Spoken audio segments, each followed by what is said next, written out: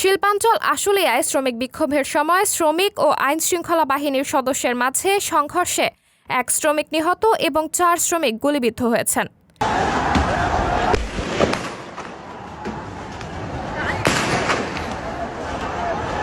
এছাড়া আরও অন্তত 30 জন আহত হয়েছেন। এ সময় বিক্ষুব্ধ শ্রমিকরা আইন শৃঙ্খলা বাহিনীর অন্তত 5টি গাড়িতে ভাঙচুর চালায়। সোমবার 30 সেপ্টেম্বর দুপুর 12টার দিকে টঙ্গী আশুলিয়া ইপিজেড সড়কের জিরাবো এলাকার মণ্ডল গ্রুপের সামনে এই ঘটনা ঘটে। নিহত ওই শ্রমিকের নাম কাউসার হোসেন খান। তার গ্রামের বাড়ি বরিশালের মেহেন্দিগঞ্জ উপজেলায়। তিনি ম্যাঙ্গো টেক্স কারখানার অপারেটর হিসেবে কর্মরত ছিলেন। বিষয়টি নিশ্চিত করেছেন এনাম মেডিকেল কলেজ হাসপাতালের ডিউটি ম্যানেজার ইউসুফ আলী।